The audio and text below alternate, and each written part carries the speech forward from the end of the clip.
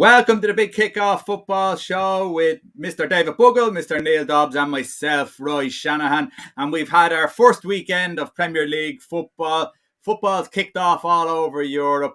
But we're going to start off with the last game that was played. And the big question now is, who needs Harry Kane? And probably the answer is Manchester City. But we're coming back around to that one at the end. Dave, Spurs didn't seem to need Harry Kane today. Son up front. Do you think that that's going to be their ploy now? Keeps on. We don't really need to get a striker in. Let's the backup striker and let's play from there. Yeah. Listen, Son's a good player. 17 goals last season. He was nearly as productive as Kane last year. Now, you could debate whether is there a bit of, was it due to the partnership or not? That's up for grabs or debate. But to be honest, as I said, if he hits that mark this year, he's not necessarily filling the gap. He's just kind of doing the same as what he did last year. So it's whether Lucas Moura and Bergwijn can kind of get a couple of the goals. I don't think they're going to replace Harry Kane's goal straight away.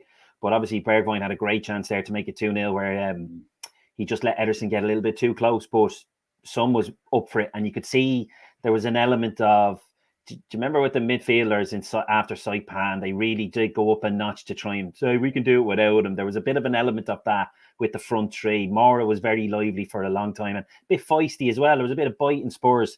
So there was definitely a bit of trying to prove that we're not just a one-man team, even though we all know that they are. But I'd say Daniel Levy's just delighted because he knows he's going to probably get his asking price now. The rumours were he wanted 160 and City got up to 120, but I'd say if the deal's going to be done, it's going to go in Levy's favour after today's performance, because City,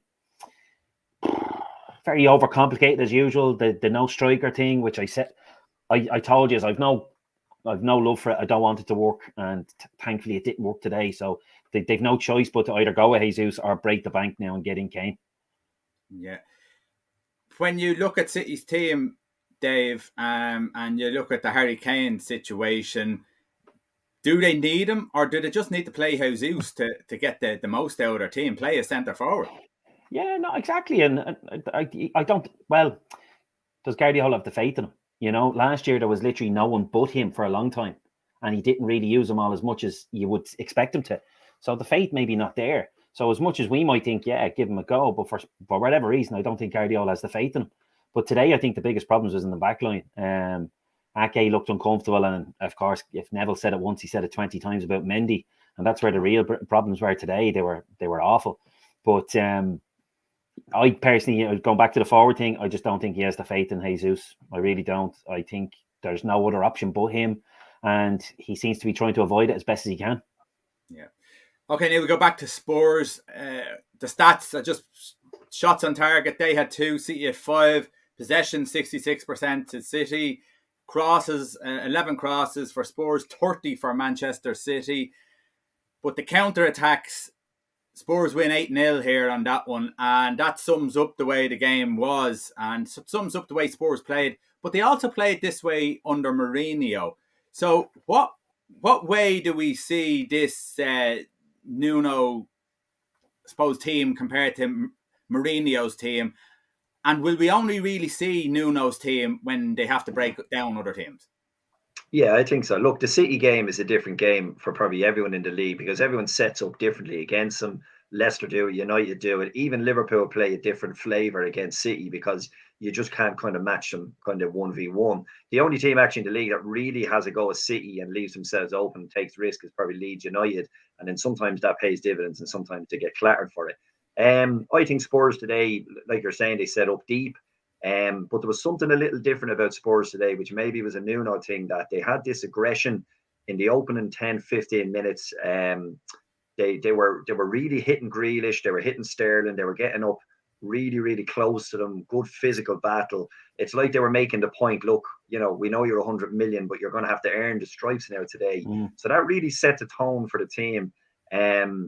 And I was very impressed with them. Just the way Spurs, they always go to Spursy, the soft centre. There was no soft centre today. When they needed to tackle, when they needed to break up play, they gave away a lot of sneaky little fouls around the middle, which you kind of sometimes associate more with City doing them little ones where no one gets booked, but it breaks up a phase of play. So they had their homework done today, and I think the first 20 minutes, now bear in mind, I thought City were unbelievable. I thought they were just going to pull them apart. But as soon as that initial phase wore off and City dropped it just down a notch, I think Spurs dealt with them quite comfortably, more or less, as good as you can deal with City. Yeah, that's one of the things. Sorry, right. That is one of the things with City when they tend to slip up. It's if they don't score in the first half an hour. I don't know exactly how to explain it, but when they don't score in the first half, I think they might tighten up or they get a little bit more desperate in how they play, and it's more them lose than the other team beat them, if you know what I mean. I find if City score early, they just dismantle a team quite easily. But if you can kind of keep them quiet for at least a half an hour or the first half, you really do give yourself a great chance. I don't know what it is with City. They just get a bit tight, or I don't know what. I can't put my finger on it, but they just don't seem to be the same team when it gets a little bit tense, if you know what I mean. They like to be in control from start to finish. Yeah, I think when the game starts to get away from them, the time's running out. There's a little bit more panic in their game, as in they're not doing the things they were doing earlier on with the composure. I totally agree with that. If you want to send any comments in, if you're watching now, no problem. Any game, any footballing issue across the board. Dave, I'll ask you, Jack Grealish, 100 million. What did you make of him today? He was okay. He made a few contributions, but you could see the frustration at the end when they were starting to pick on him a little bit, and one or two of the kind of like really put it up to him. It's going to take a while, I think, to embed into what Guardiola wants out of him, and obviously what he needs to put into it. So, I wouldn't be kind of writing him off just yet or anything like that. Like, it is the first game of the season. We're all going to shoot from the hip a little bit about certain things, and that's only natural. But with Grealish, in 5 or 6 games' time, it might be a little bit of a different story. But as I said, a couple of contributions, but didn't get the hearts racing too much. But he was thereabouts. But yeah, it's going to take a while before he really gets into the swing of things. When you look at De Bruyne coming on, De Bruyne kind of changed the way City played, gave them a bit of tempo, started dictating the play. And when you look at De Bruyne and you look at Grealish for 100 million, they must be buying Grealish for 100 million for potential, because De Bruyne has it all at the moment, and God knows what his price would be if Grealish is 100 million. And then some. And that's just the way it is. Like, you can see he's just a guy who's just so comfortable in his skin now and knows his job inside out, and he's a master passer. We all know that he can see stuff that most mere mortals on the pitch can't, and that's the difference. And whether a Grealish or anyone can get to there is a very tall order, but that's just a guy who's just so comfortable in his job now, and he knows it inside out, while Grealish is still kind of learning the trade. I know he's 25, but how much higher he can go remains to be seen. But to get to his level, that'd be pretty special. I think that Grealish in particular, if you looked at him a lot today, he did a lot of give and goes where he never got it back. And he kind of raised the arms a few times as if, come on, give it back to me. Where if that's De Bruyne, he gets it back every time. I think City, they play to his tune, and they're not playing to kind of Grealish's yet. So whether he can get that respect from his kind of fellow players in order to keep giving the ball more often, we'll wait to see how that goes. Yeah. Do you think it's respect, or do you just think it's knowledge of the player's game? Yeah, listen, I think Pep said they're only back a couple of days, a lot of them, even De Bruyne and a couple of them come back fairly late. So I think as a squad, like, let's be honest, there was that old quote years ago when Van Persie joined Man United, and the first thing Ferguson did was come into the dressing room and said, right, give him the ball, forget about Rooney, give Van Persie the ball, he's your number one guy. It was immediate changing of the guard because that was the direction given from the manager. So Pep will get that out of him over the next few weeks. Yeah. Neil, when you look at Spurs, what do they need to bolster their team? What did you see? Was there weaknesses there? Yeah, I think they were pretty good today. They kind of went with a midfield. I'll say two. You had Højbjerg and Skip was in there, who I don't know a whole lot about Skip. But Lucas Moura kind of caught the eye for me today, that he was picking up them extra little, but his work rate was phenomenal as well. But he was picking up the balls just on the half turn in the kind of 9-10 position. Then he was dropping in, receiving ball and driving at City. And that was kind of giving them their opportunities to hit in the break. So as you're saying earlier, can they do that against, the rest of the Premier League, basically, other than City? That'll be the question mark for them. Can they break teams down? I think Nuno has gone now and he's putting a bit of faith in the likes of Dele Alli. He's brought him back in. The young lad Skip, who returned from loan. Højbjerg, I think, will be obviously the holder. The question is then how he transitions. But he could do a kind of a Wolves-esque thing where he's relying on Moura and Bergwijn out wide. That could be his attacking way of playing it against the, dare I say, lesser teams. But it'll be interesting to change, because that was very Mourinho-esque today. Can he change them completely the way he did with Wolves as a more attacking outfit? So, yeah, we'll wait and see what he does with them. It's hard to judge off a game like that against City. Yeah. Just want to finish on this one, Dave. Did Spurs get Man City on the best day they could have got them? They've got the likes of Kyle Walker, John Stones, obviously Jesus, Zinchenko, Laporte, Rodri, Kevin De Bruyne, Bernardo Silva on the bench. It would have been a little bit more of a gelled City side with a couple of those in, wouldn't it? 100%. Like we touched on this last week, and my fear was more Liverpool kind of, will they get the up and running early with the injuries that are only coming back and all the guys coming back from various tournaments and stuff like that.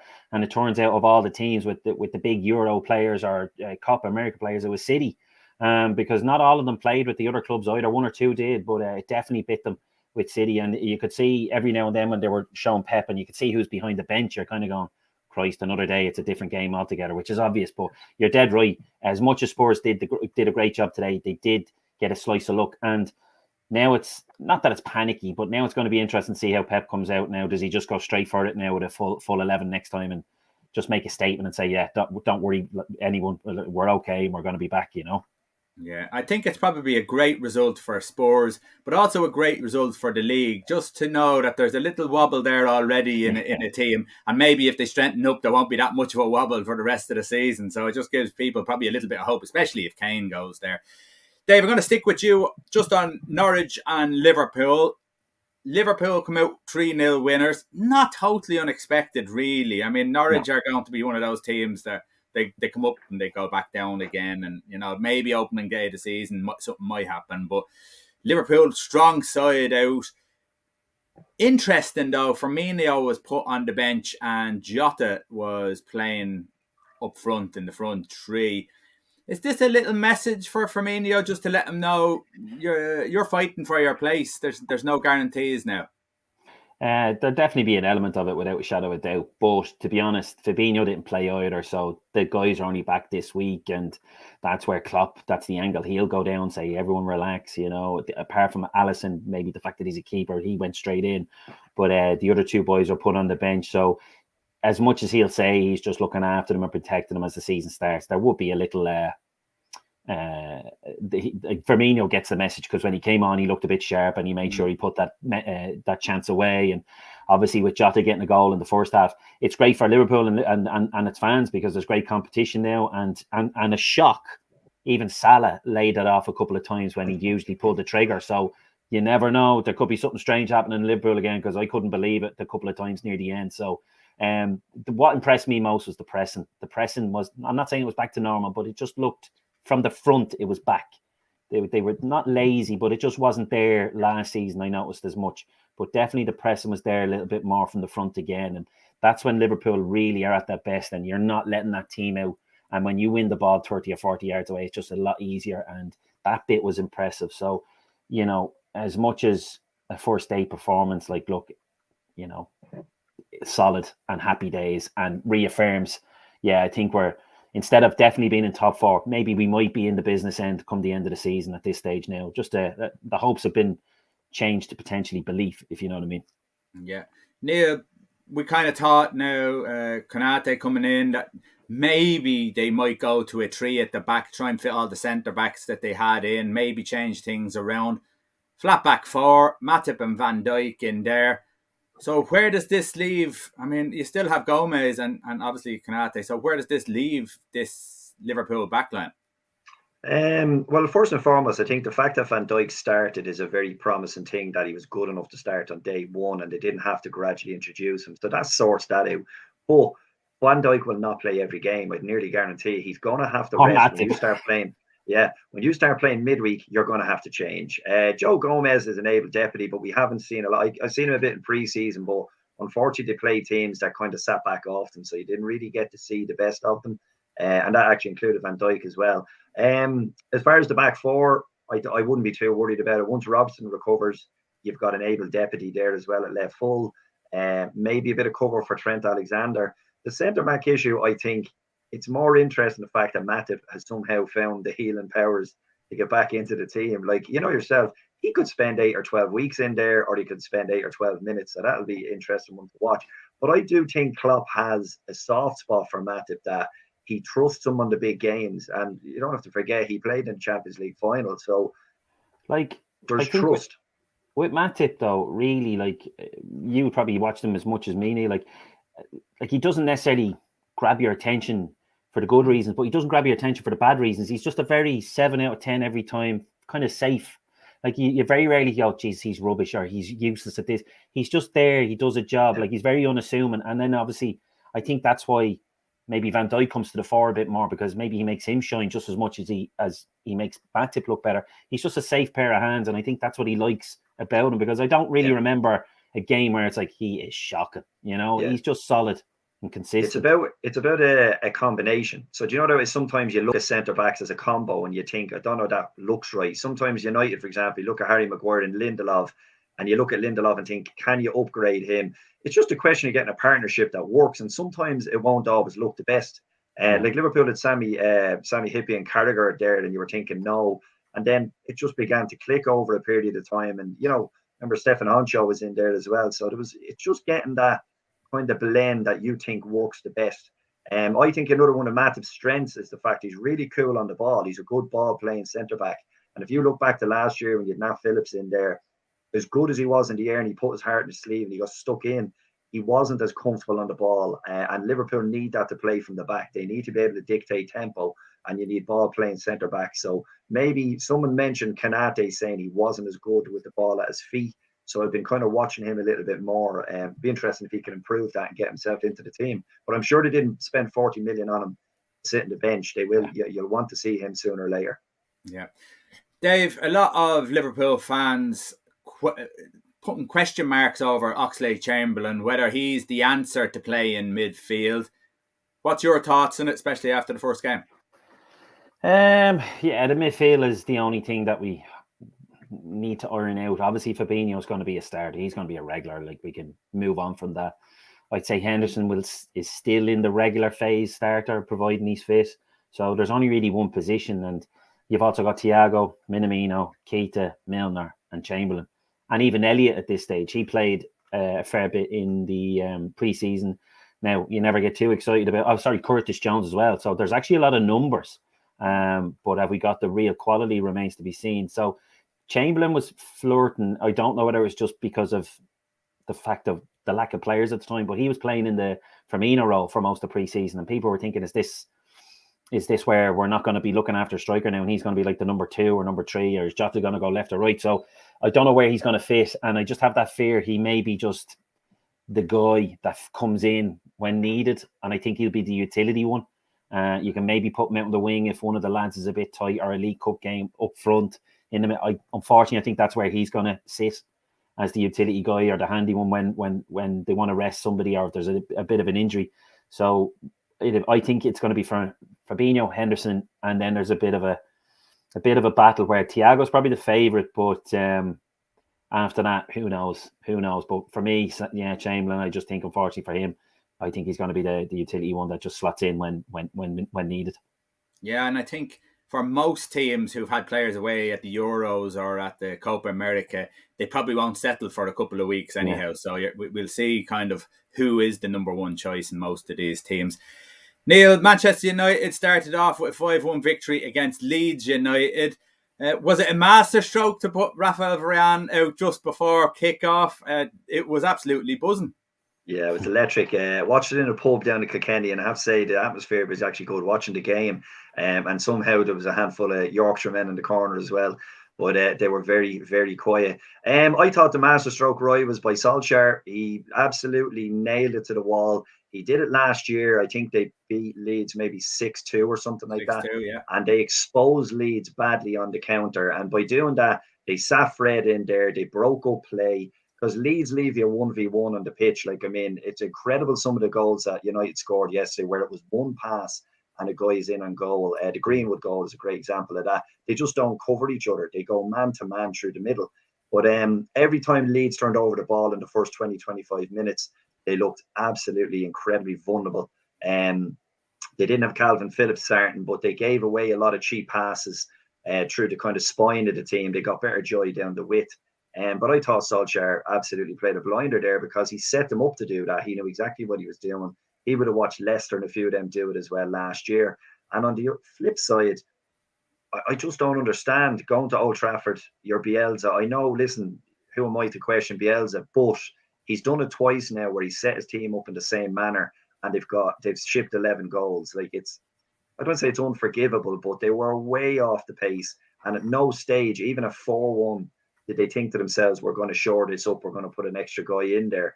Leeds tend to just keep going and going to the bitter end. But I just thought it was kind of poor form on the form of Bielsa to set them up so exposed. And then after it was 3-1, listen, there was never going to be anything else but a hammering on the cards. So you get what you reap what you sow in that regard. Yeah, I watched the highlights again on YouTube just to have a look at, different passes, different movement and stuff like that. But just in beside it, the algorithm obviously decided that, like you said, Neil, it was a bit of a hammering because I had a couple of Southampton defeats of 9-0 wrapped around it. So it shows you that, people do see this as a hammering, and to get it done twice in a row, there's a few questions there, all right. Neil or Dave, Paul Pogba, 4 assists, all right. Yeah. The media have gone into overdrive. The pundits have gone into overdrive. Manchester United fans have gone into overdrive. Apart from Souness. And listen, and Souness hasn't, yeah. But in fairness, he played very well. I thought he played very well. Yeah. For me, though, Victor Lindelof played the pass of the match, which was from about 50 yards from back to front, not a long ball, as in a long pass through a huge gap that had opened up. And if Pogba had done it, the media would have been wetting themselves over it. So for me, it kind of shows Paul Pogba played well, but if he plays one game well out of 10, there's going to be an explosion from the media, isn't there? Absolutely. Like, in fairness, I only seen the full second half, and I literally turned it on as Ayling got the goal, and I thought, happy days, we've got a game here. But then there was this, I'm not going to make a bold statement, but they were ruthless, United. They had a United feel again, which was good to see for United fans. They really were ruthless, and they took advantage of it. And in fairness, it was for the likes of their go-to players, or who you want to be go-to players, in Fernandes and Pogba. Pogba, as we all know, look, Lance, there's no point going into it in great lengths. He is a tremendous talent who's a great manipulator of the ball. He's great vision. He can do it all. But it's just, he doesn't do it enough. I think that's the biggest problem. And that's it. Like, doing it yesterday was fantastic. If he does it next week, great. But he needs to do it. You're not going to do it every single game of the year. It's just the way it is, because the way your body is, or just the way the games go. But like, if he's doing it consistently, he needs to reach the levels of Fernandes, doesn't he? Correct. And Fernandes, it goes to show you what taking a break in the summer does, because he was flying yesterday, because he did nothing in the summer, so he's flying it. Yeah, it was good. It was good to see, though, Neil. Neil got it. It was good to see, for a United point of view, that when Fernandes scored his goals, he kept pointing and smiling at Pogba. And for anyone who wants Pogba to stay, first of all, it shows, as what Dave said, unity. But second of all, the people who want them to stay, it shows that quite possibly that there could be something down the line. Well, I also think if you look at the goals that Fernandes scored, they're a little bit non-typical Fernandes goals. He was breaking past the striker. They weren't penalties. He was finding. There you go. You see, Harry Maguire tweeted him saying, "We're 3 great penalties today, pal." But there were different Fernandes type of goals that he scored. Like, he has that ability to curl them in from the outside of the box. We've seen it last year, but maybe that's something for him. That's the new tactic, is to get him in behind the striker a little bit more. But definitely, he was just different class yesterday. It was walk in the park for him, but he made it look effortless. He really did. And they're missing a few players as well themselves. Like, so it was a really positive day. You're missing Cavani, who you relied on goals. Obviously, Rashford's going to be out for a little while, and if Sancho was only on the bench for Anis to come in, well, eventually to come in. Maguire's already talked about looking forward to the partnership. I'd say Lindelof is going, feck you, like, now. Like, I'm not. You haven't even got me out of bed yet, like, and you're already talking about your next one. Like, it's worse than Love Island. It's worse than Love Island, Oh, me head's turned. Dave, that was what I was going to put to you. So with those players missing or not starting, does it change your view on United before, like, a couple of weeks ago, what you would have thought then? Yeah, like, like I said, you can't go too crazy on the first game, but it was very impressive to see that ruthlessness. Like the one thing when United were in the pomp, and one thing I always loved with United was they gave no one the respect. If they smelt blood, they devoured you. At every game, or before the game even started, it was over. Like some games, I was like, "Why am I watching this? It's already over." You can see the fear, and he got that feel yesterday. And even the fans had that swagger in their chants and everything. Obviously, it's a tasty derby with Leeds, but that in the second half there was just that a bit of an old school feel off it. And if they can feed off that, and obviously Solskjaer's been there and done it, you can get a bit of momentum. Obviously, there's some good players to come in as well, and write them off at your peril without a shadow of a doubt. You'd still, at the moment, still go for your cities or whatever. But, that was a good statement game yesterday. And as I said, that second half really showed a little bit of what I used to see in that ruthlessness that I was quite impressed with.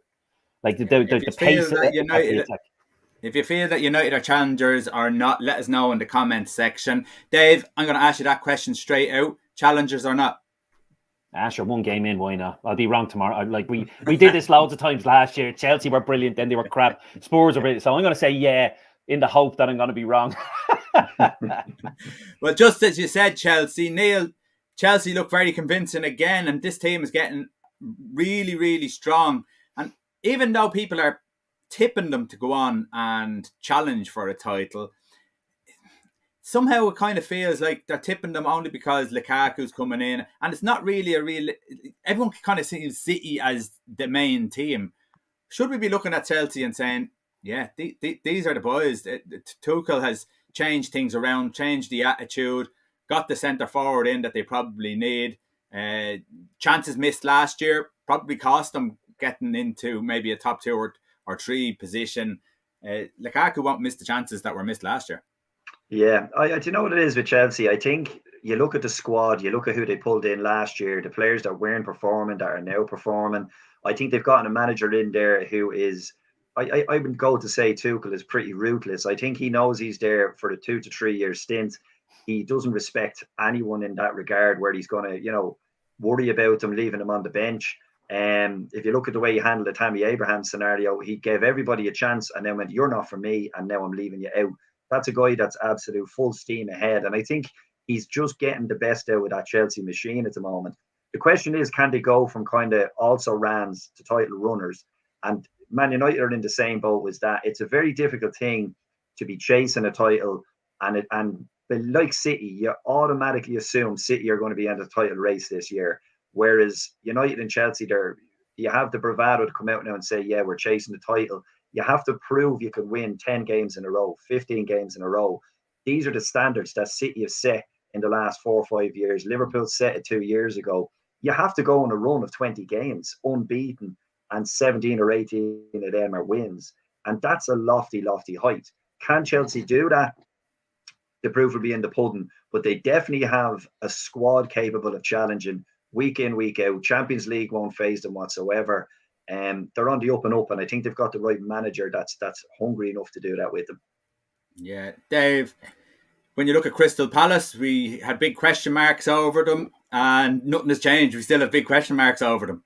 Yeah, like literally, I'm not going to even try and hazard anything out of it. It's going to be suck it and see for a while. You just don't know. Like, we obviously had fears that they could potentially be in the relegation.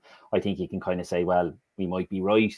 But, the side wasn't a massive sea change from last year. Like, there was a couple of players gone, there's no way. But it wasn't as drastic as I kind of would have thought. But, Vieira has to put a stamp on it as well. And with the transfer window 2 weeks to go, I'm sure he's going to try and get the board to kind of give him a couple of quid and pull a few rabbits out of the hat, and maybe his knowledge of the French league or something like that. But yeah, with Palace, I don't know where to go with it at the minute. Like, it's a horrible fixture to start. A settled Chelsea team on the rise, and it's a horrible game. So the 3-0, like, if anything, it's probably maybe mildly impressive that it was only 3-0. So if you're going to try and pull any positive out of the bag of your Palace fan, going, well, at least the result wasn't too bad. But yeah, where they're going to go is definitely the $1 million question. Yeah, I think they're going to go battling for the rest of the season. It kind of looks like. Everton, Neil, fantastic win for them, 3-1 to get the start off, because the pre-season I don't think was great. But they were playing a Southampton team, for me, that I can see struggle this year, and I wouldn't be surprised if they get relegated. Ings is a huge player. Vestergaard is a huge player to lose. We'll come back to Southampton. What about Everton? And Benitez looks like that's going to help him huge with the crowd, isn't it? Yeah, so I tuned into that one because I was dying to see what way, would he walk out in the field? Would he just stand in the dugout? You kind of want to see, what way he's received. But I think he was well received. And I think he was clever enough as well, playing at home, to just give the fans a little taste of what he can do. And I'm not saying in a normal circumstance, Rafa would have done a Rafa and had 10 men behind the ball and been very negative, which you've seen him do at Newcastle quite a lot. I think he kind of took the shackles off Everton in many ways, because I was looking at the game and they had 6-7 guys in the box at all times for crosses. They were overlapping. They're really, really positive. He sent out the team with a good attacking intent, which you should do at the start of every Premier League season, because you pick up a vital win and all of a sudden, your tails are up and you're flying. But I think he managed it well. He gave Everton fans what they wanted. But for him, it was vital that he got off with a good start. And they got their just desserts after a couple of brilliant goals from guys that don't normally score, and then like to Richarlison, a few of them chipping in. So good start for them. And when you look at them, Neil, Townsend, Gray, Richarlison, full of pace, and that's the kind of football that he likes Benitez, because he gets that counter-attacking football if they ever need it against the big lads. And don't be surprised if Everton take points off a few of the big lads because of that. Yeah, Damari Gray, I thought, was a clever piece of business. He looked a good player when he was at Leicester and just didn't seem to be able to bet a kind of a starting 11 place. They're either going to be really shrewd signings, and if you're looking back at Christmas and then the end of the year saying Townsend and Gray are two great signings. But for me, I was very critical of Ancelotti last year at Everton. I thought, there was just something very, very negative about him. I thought he sorted out the back four, but he was ultra negative in the way he played. They were launching 70-yarders. Pickford was launching 100-yarders. And, Calvert-Lewin up front must have been thinking, what have I done to deserve this? His neck was sore watching balls sail over his head. And Benitez has changed at least that for one day. Whether that will continue, I don't know. But I always felt Everton needed the shackles released, especially at Goodison. Can do whatever they want away from home. But at Goodison, the fans want to be entertained. Get out there, get goals, make life uncomfortable. And he certainly did that. Yeah. Adam Armstrong has come in instead of Danny Ings. I mean, he probably couldn't do too much more, Dave, than what he did. But Ings is going to be a huge loss, and Armstrong's going to have to do a hell of a lot this year to fill those shoes, isn't he? And then some, like Ings is already off the mark as well with Villa, which just goes to show you, the guy gets goals. It's as simple as that. It's a rare commodity in the game, and he's probably one of the ones that could potentially get up into the 20-goal mark that I'm obsessed about, as you know. Big shoes to fill. Listen, great start, solid finish, right? It's nice and comfortable. Him and Shea Adams could cause problems, but just to go back more so on what you said, right? I only heard it on the radio in the car yesterday. Say the league table is the last 20-something games, they'd be bottom by a mile. Their form is shocking. And Everton, solid performance and enough yesterday, a lot of width and stuff, and a lot of balls into the box, a bit old school, which is nothing wrong with that. And obviously with missing somebody like Vestergaard, it would have been food and drink to him. It could be an unlucky season for them, and Armstrong mightn't get as much opportunity as he'd like to think. But signs aren't good for Sam, for me, man. Yeah. Neil, you kind of hinted at the Leicester won Wolves 0, but you kind of hinted at Leicester City being over-reliant on Vardy, which they have been, I suppose. But Iheanacho did come in, I suppose, last year and did a decent job. They have a new signing. Could it be that it's slowly an understanding that he's not going to be around all the time? We'll play him until he's not around. But there's players there that are coming into that team. It's Daka, isn't it? And we're ready. And with the new stadium, they're not settling for dropping out of this top 4 or 6 sort of area and dropping again. They're looking to push on. Yeah, Leicester are very, very clever in their recruitment. They just seem to pick up these 20, 25 million. It's crazy to say it's an under the radar deal when you're spending 20, 25 million on a player. But it's true. They could bring these guys in and you're Googling them and finding where they're from. They're generally from the French league or, maybe League One, where you're not quite sure about them. and they just seem to come into the Premier League and hit the ground running. The Vardy scenario is Iheanacho stepped up to the plate last year when they really, really needed him, and at times they even Rodgers played both of them in the same side. But it's funny when I watch Leicester, it's almost like they're still playing the same way they were 8 years ago, or however long it was they won the league. It's that directness that they can suddenly turn it on a coin flip, and all of a sudden Vardy standing there as he was howling at the crowd or like a wolf yesterday, because Vardy's a bit of a character, but it just seems to be he's there forever. But they do need to find, like, he is a freak. He plays nearly every game. I know he picks up the odd kind of knock and niggle every now and then, but he obviously takes good care of himself that he can appear in so many games. But they do need to find the next talent that's going to carry them forward, because he can't keep doing it forever. For now, I don't think it's a massive concern, but it is something that they will need to kind of address, because they're a very direct side, and them type of players are very, very hard to get. Yeah. I look at their team, Dave, and something tells me when I look at the team, they need more, that they're not going to progress unless they get better quality in certain areas. I look at Perez. I'm not convinced on Perez. I think he does an okay job. He feels like a squad player to me. Harvey Barnes, good player. Maddison, good player. Tielemans and Ndidi, good players. But they're missing something. They're missing someone to maybe carry the weight off instead of Vardy. Help him carry that weight up front. 100%. But, I've touched on this a couple of times, depending on who we're talking about. Like, are they at the peak of their powers without having to go and break the bank? And I think they are. I think they are maxing out what they can do and their financial capabilities. And the only way they can do it is if they sell their soul and start trying to compete with the elite, in my opinion. Yes, there is still potential options in changing the system a little bit, as we're talking about with Jamie Vardy. And this Patson Daka, not that he's the exact same, but he's pace to burn. And it could be very much he's in waiting for the changing of the guard, per se, to bring him in. Or could Perez be a little bit worried now? Oh, 100%. Like I never got him at Newcastle. So when he was signed by Leicester, I was very surprised. He's come out of his shell a bit more at Leicester. There's no two ways about it. I'm not going to pretend. But I just find him, he's just a pro. Solid, like he's just a decent professional, but he just doesn't do it for me at that level. But I think, unfortunately for me, Leicester are at that level where they're max now, and they might get lucky and get that superstar player, but they don't last long, because your Cities and Uniteds and Liverpools of the world just go, yeah, thank you very much, like N'Golo Kante. But they do unearth good talent, but it's just how long they can keep them. And unfortunately, that's Leicester's level for me.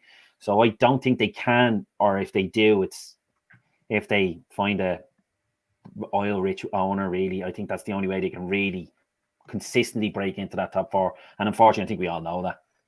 Yeah, it's kind of a sad statement, isn't it? That if you don't have an oil-rich owner, I know. Sorry for bringing it down, but I think there isn't everyone can have a little stint in it. Like, there's no two ways about it. But could Leicester do it every year? No, because they haven't done it for the last few years. They've been up there flirting, but when it really came to the business end, they slipped out. But what they're doing is fantastic. But yourself, lads, Leeds came at 8th or 9th, and the fans are already talking about, we get into Europe this year. You're like, Jesus Christ, just be grateful you're in there. Everton are probably already thinking they're going to get Europa League spots. It's like, solidify what you have, and it takes time to grow. And even Solskjaer is the perfect example. The recruitment policy has completely changed for the last 2 or 3 seasons, and now United are slowly becoming the side they need to be. But fans will still be pissed off if they don't win the league this year. It's just bonkers, but they're getting there, and it's obvious they're getting there. So it's just, I think Leicester fans should be happy with where they are, and I think they are. But eventually they will get pissed off, and they might put the pressure on, and then they end up being like a Leeds. That's unfortunately the level they're at, lads. Yeah. What about Wolves, Neil? Under a new manager, defeat isn't going to be helping them out, but did you see anything in Wolves that you thought, well, they'll be okay, they might kick on and again, like Dave is saying, be one of those challengers for the European spots? Yeah, I think Wolves, well, look, it's hard to know will they, won't they? But I mean, looking at them yesterday, they had a trio up front of Jimenez, which is great to see Jimenez back on the pitch. New signing Trincao, I think he's Barcelona, and Traore up front, and then Matinho and Neves sitting in behind him. So the kind of physical bulk of the side is still there, but it'll just be a little bit different going forward. They played Traore kind of wide left, but they also had him coming, I guess, inside a lot more. So when you looked at the highlights, you seen him kind of bursting through the middle a lot. The first thing they need to do is get more out of Traore. Simple as that. I thought he had a really poor season last year. I thought in games that I watched him, he looked disinterested. He was kind of going 100 mile an hour.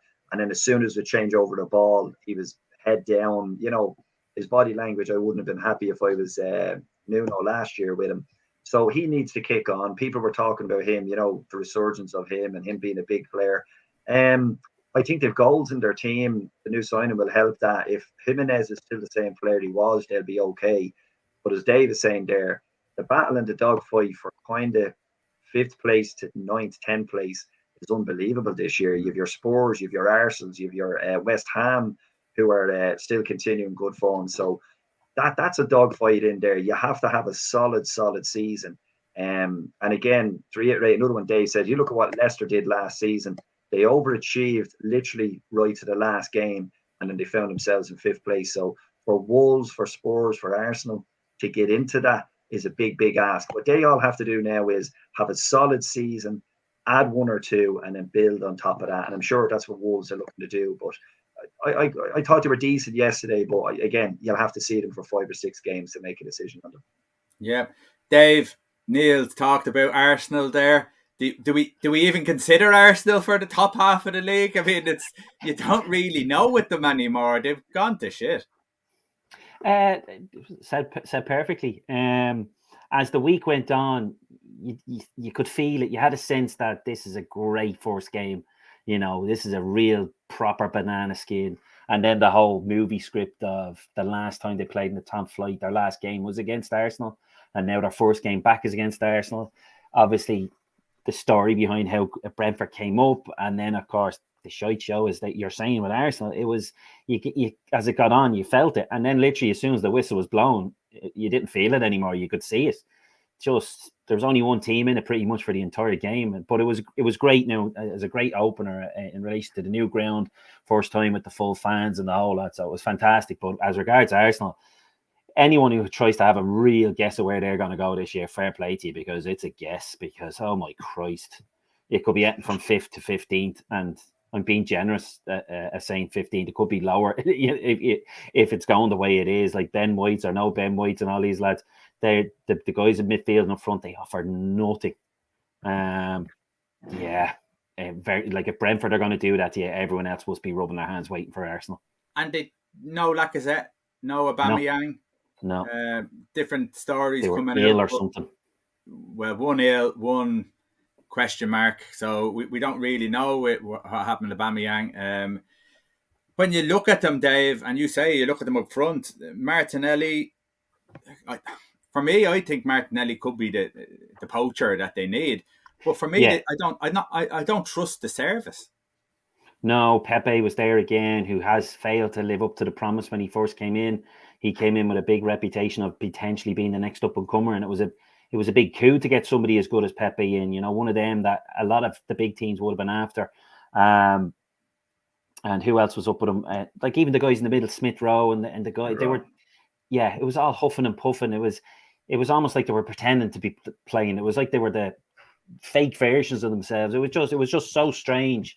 The whole game, like Brentford just seemed to be up for it, and Arsenal didn't, and then didn't want to be there. And then, as Neil said, and you're dead right, the bench, you were like, you're scratching your head, who was half of them? So I don't know where they're going. Arteta seems to have a bit of, I don't know what's the word, is a bit of faith in the board, have a bit of faith in him, and he seems to be lasting a little bit longer than maybe one or two might expect. But that could go soon if the fans are like, you can imagine if there was an Arsenal fan TV. I don't know, I presume there was one on Friday night, but you can imagine what it was like. But of all the clubs to be a fan of, it'd be an awful one to be, because how high they've fallen. I presume you've seen a bits of the Gary Neville show, The Overlap. They did a fan one during the week where it was Keane, Carragher, and they had the Arsenal guy on. And of course, I think they did it on purpose. They get the kind of deluded Arsenal fan who everything is positive about Arsenal. Don't why he's giving out about him. But he hit it, and I kind of completely forgot. 17 years since they've won the title. Like, I know we slagged Liverpool in the 30, but Arsenal and the juggernaut that they were, and them and United, and it's 17 years. and they don't look like even challenging for top 4 anymore, let alone the league. So biggest club in well, Wire, the biggest club in London, the new stadium. So technically the money was going to go up, and you're going to see Arsenal come back. And if anything, they're going backwards. Do you think there's a problem at Arsenal, lads, where there's something not right with the senior pros, like Lacazette, Aubameyang, Partey, who was brought in for big money last year? They're bringing in these guys, and they're meant to be your leaders in the dressing room and your leaders on the David pitch. Luiz and Willian as well. They can't seem to get something out of these guys. They seem to just be able to do their own thing. I find that very strange in any club that your older, more experienced pros aren't chipping in whatsoever. But is that not just a lack of leadership from Arteta? That doesn't seem to be. For me, he looks like he's the nice guy. That doesn't seem to be any ruthlessness there. If I was going to ask you the question, Neil, Arteta, if you were running the club, would you have Arteta as your manager? If you were Liverpool, would you have Arteta as your manager? No. 100% no. And listen, it's not like he hasn't been there long enough now. You should be able to see Arteta's way of playing. They always say, you play in the image of your manager, the way he wants you to play. You look at Klopp, an immediate stamp on the way Liverpool play. I'm looking at Arteta and Arsenal, and as I just said there, I cannot believe the way he allows the senior players to go on in that club. Other than Xhaka, who, in fairness to him, at least gets on the bloody pitch every week. They don't really seem to have any natural-born leaders in the team. I think Arteta is one of these guys that definitely sees youth as a benefit because he trusts the likes of Saka, the likes of Smith Rowe, and the Martinelli if he can keep him fit. But my biggest question would be of Arteta is how and why are you not getting the best out of the guys that are meant to be leading that team? And the buck stops with him at the end of the day. He's not getting the best out of them. Lacazette and Aubameyang, whatever's going on, he needs to nip that in the bud because he's going to be the one that will lose out and they'll have a new manager. Edu is the director of football, and his name got mentioned at that thing the other day, and they said, he's our director. He's on holidays at the minute though. Yeah, during the transfer window. Yeah, so that's Arsenal, boys, in a nutshell. So this is what I was going to say to you, Dave. Like the recruitment, obviously the recruitment hasn't been good enough. David Luiz off Chelsea. Who else they got off Chelsea? Willian. These players are players that Chelsea didn't want, who are looking to challenge for the title.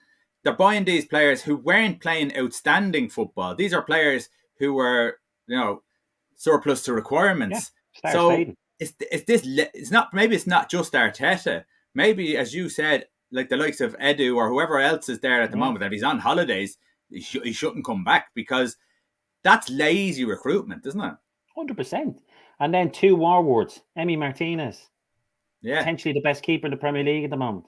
Let him go for 20 million and still looking at fucking Ramsdale for 30 million. Like, Jesus. Like, to be an Arsenal fan right now, just to, like, once again, how the mighty have fallen. And as you said, Willian, Edu, Partey, another one who came with this great reputation on no nonsense Atletico Madrid midfielder, break things down. This is the meat we need in the midfield.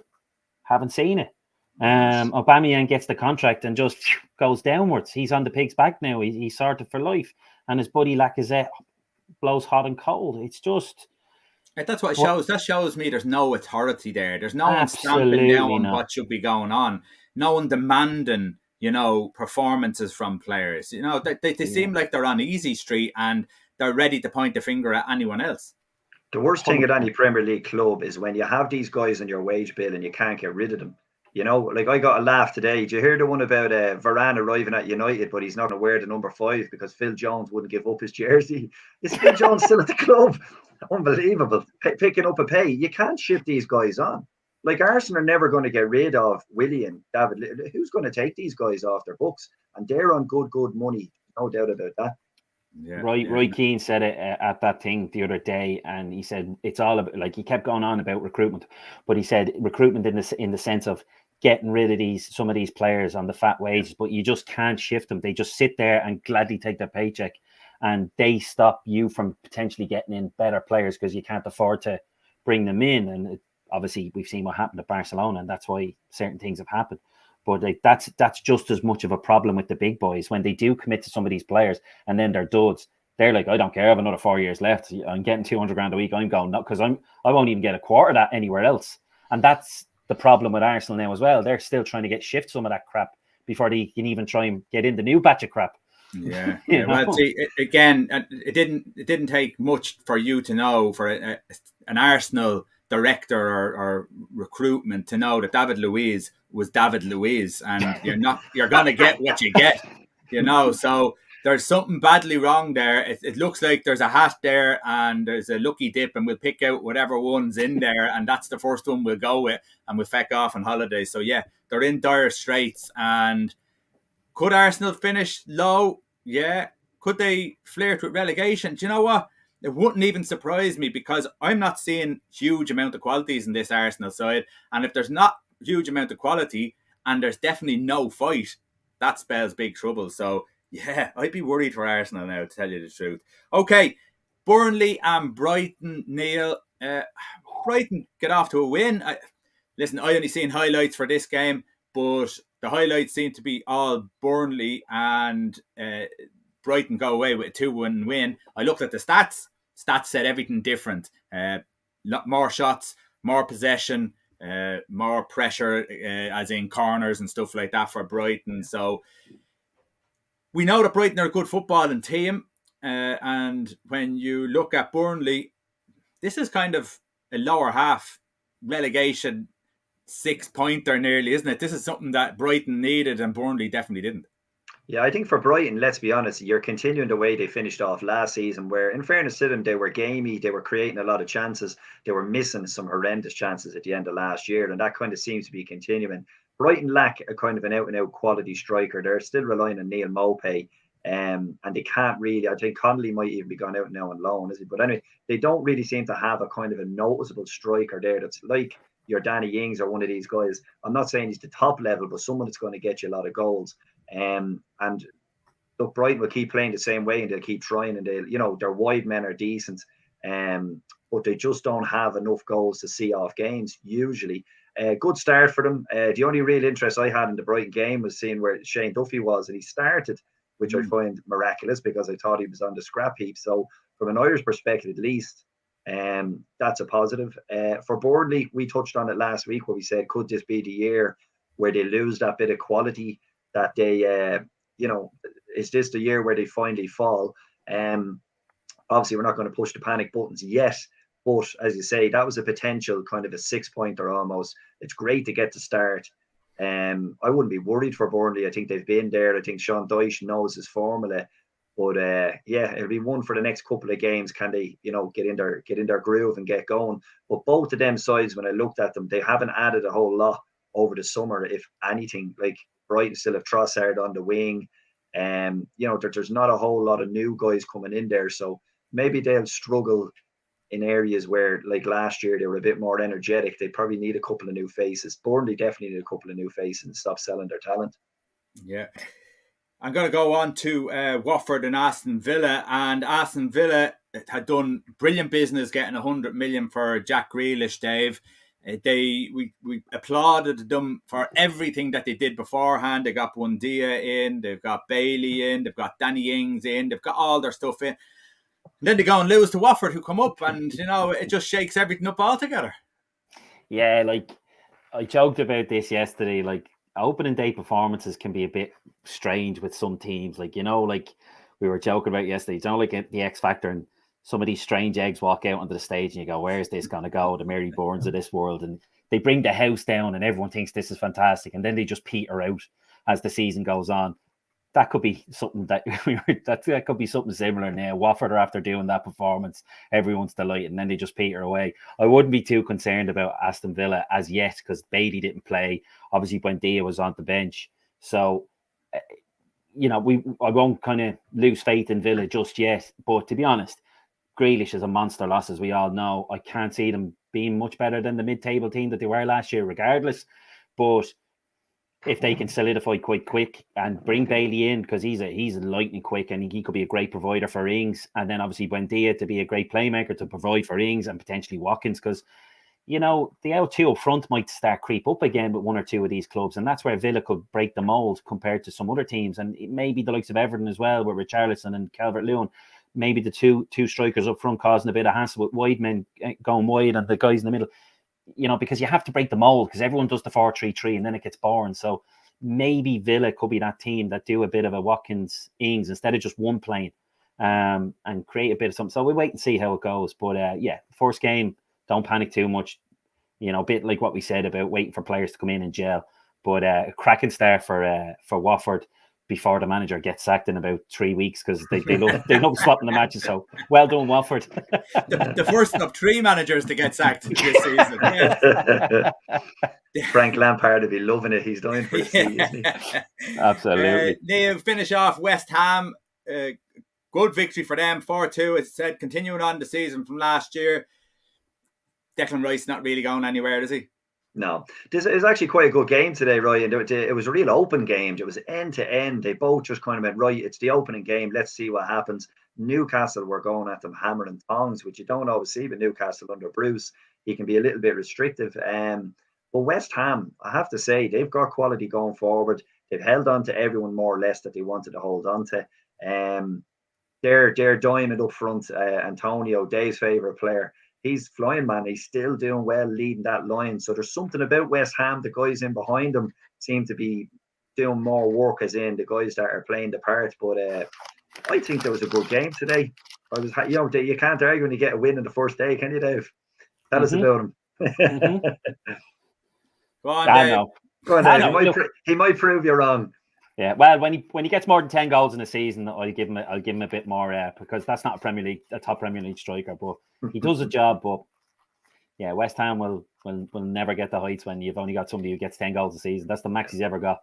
Well, they do play to strengths. Giroud and France winning a World Cup, and it could be the case that you have a player like that, and if you have the support in behind them that are of real quality, that can push you on to great things. Absolutely. With West Ham, it's not really reliant on one, and Antonio's part of a unit. So his contribution, whether it's 10 or 5 or 20, it doesn't matter at all. It adds up to 1, because obviously Lingard was there last year and he really was a serious contributor. In fact, there's Souček. It's a kind of a collaboration effort. So I understand that, but just sometimes when they used to perk up about him a few times, you're like, lads, he's never broke 10. Calm down. Like, he's not going to play for England. Leave him alone. Like, to be honest, I still think, and I must have got it wrong, but I genuinely thought he started at West Ham as a fullback, and just a bit like Paul Warhurst just ended up there. But look, they've Yarmolenko and they've other options there, and Ben Ram is looking like he's starting to settle in as well, so look, West Ham could. I'm not saying they're going to break the top 4, but they could definitely be up there with Leicester, and West Ham could be the 5th and 6th again this year. Like because Arsenal are certainly not going to be up there. Only Spurs might break that top 6 really, because it was a great opening statement against Newcastle today. So look, I get it with Antonio. It's a bit in jest, but he's part of a collective. But I did take great pleasure in Maximan twisting Declan Rice inside out. That was fun for the first goal. Another West Ham player you hate. I'm starting to wonder if it's the club, Dave. I just love popping their bubbles. Yeah. Okay, we'll go into Europe, and just we give the last 5 minutes or so to Europe. Paris Saint-Germain made a winning start, Neil, and without all the new stars, really, 4-2 against Strasbourg. You're expecting them to win that kind of game. It should be a canter for them in this league this year, shouldn't it? Yeah, look, Pochettino had a kind of a year just to bed in now. They've given him absolutely everything that he could have. I'd say even his wish list didn't go that long when he started writing names down. It's absolutely ridiculous what they've given him. Financial fair play out the window. He just goes in like the old Leeds United back in the days of hired purchase players, and he says, I want him, him, and him.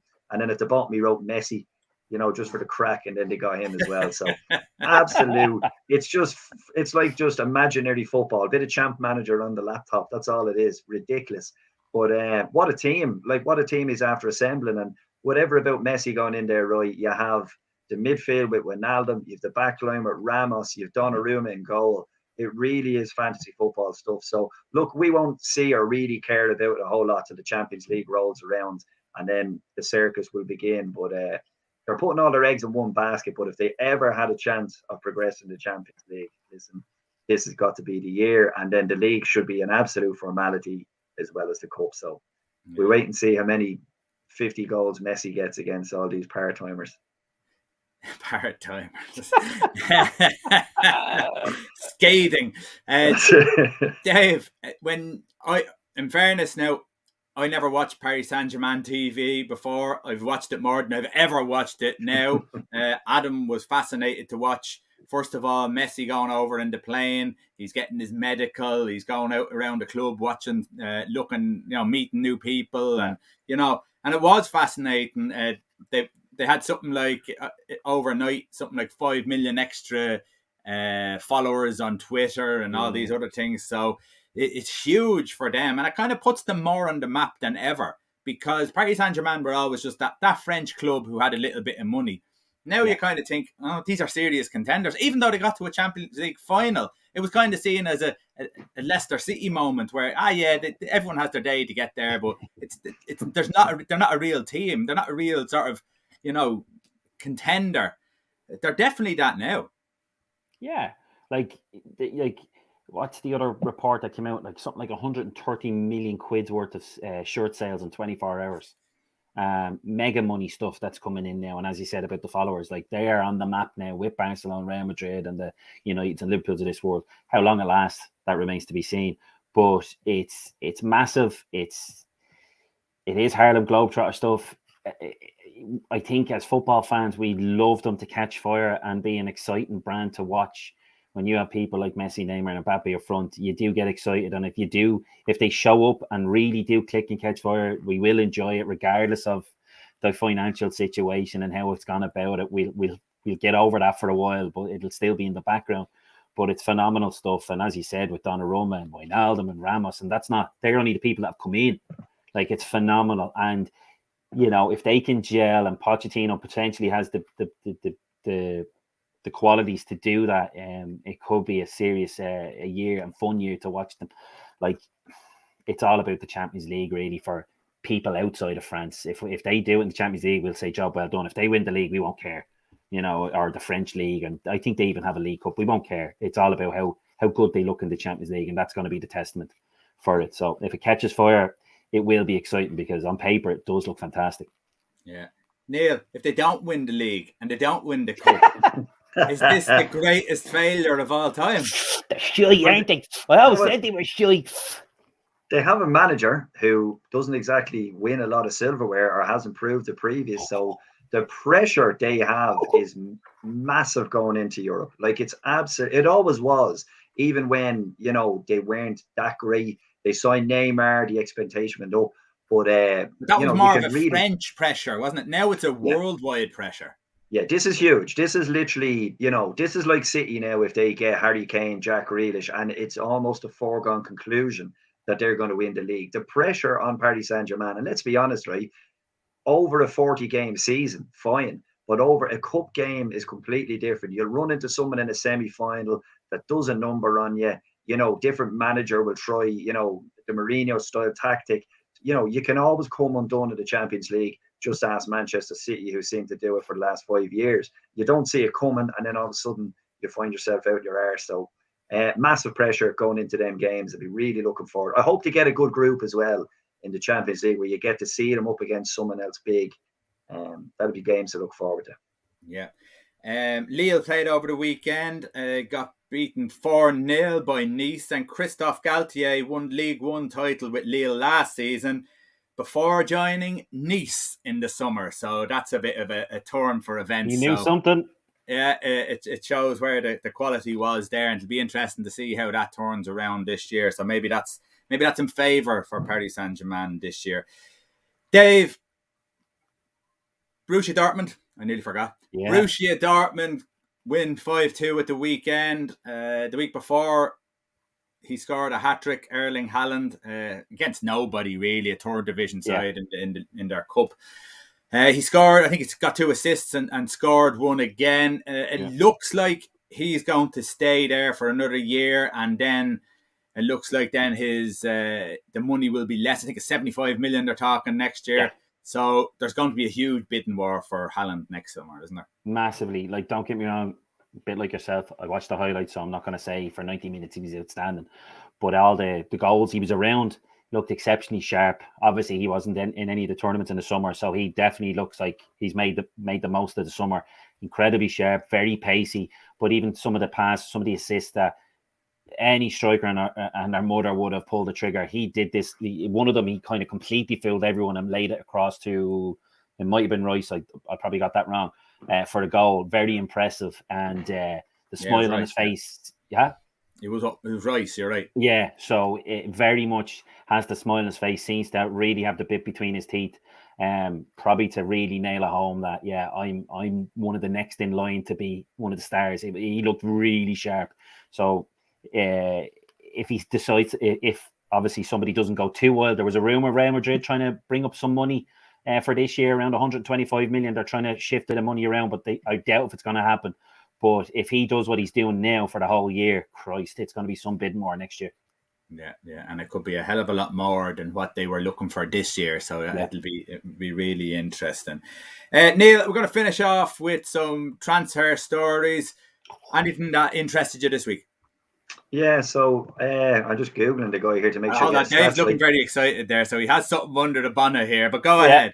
Yeah, no, it just Vlahovic is in the news, but they're saying Arsenal or Spurs for 60 million. Now, obviously, Spurs are potentially have Harry Kane money, but it's amazing 60 million for a guy to play 37 games last year, scored 20 goals in Serie A from Fiorentina. But that seems to be the going price these days. But the fact there's two clubs interested in them, maybe more interesting that Arsenal are in the market for a 60 million striker.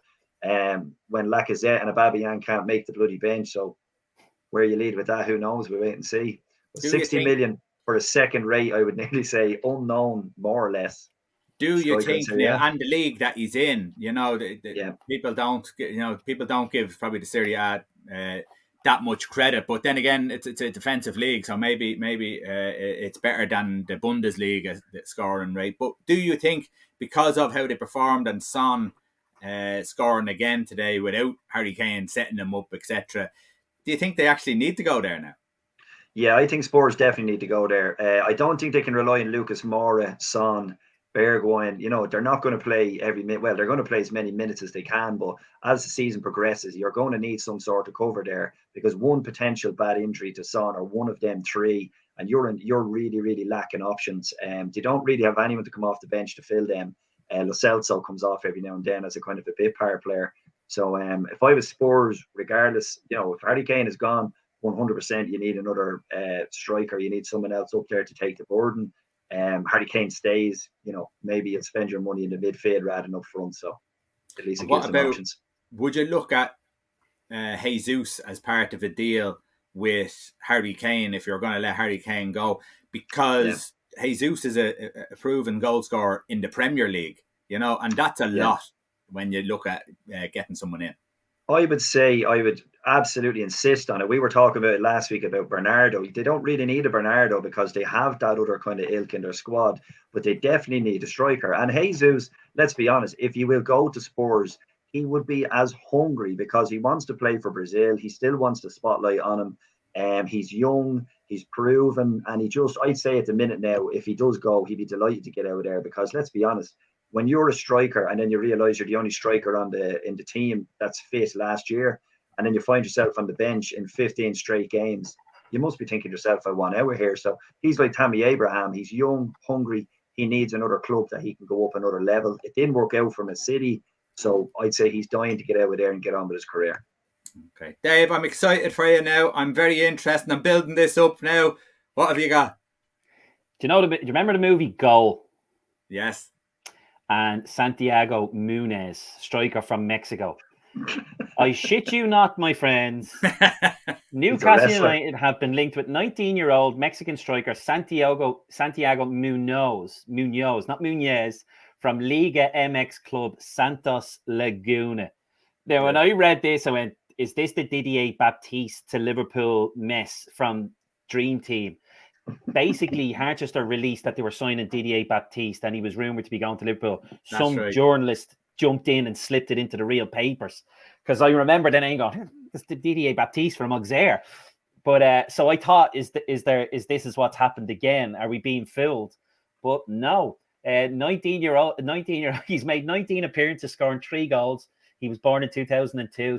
Santiago Munoz, not Munez, is potentially coming to Newcastle, and one of the tweets is, "You don't know Newcastle if you don't understand how amazing and mind-blowing it is that some Mexican kid named Santiago Munoz is on the verge of playing for Newcastle United. Get Gavin Harris next." He probably works in the local sports direct in Mexico, does he? At this, and somebody else put up, "I don't care if we get Willock anymore. Get Santiago Munoz." So, watch this space. So there is a kid out there, and he's a Mexican under-23 international. So watch this space. Movies can be true after all. And if it brings Jerry Blocker and all the rest of them back, Linda Blocker, bring the reruns back. Okay, we're going to leave it there. That's a good one to finish on. Dave, thanks very much. Neil, thanks very much. And everyone who looked at the podcast or the YouTube channel tonight, the football show, thanks very much. And we'll see you again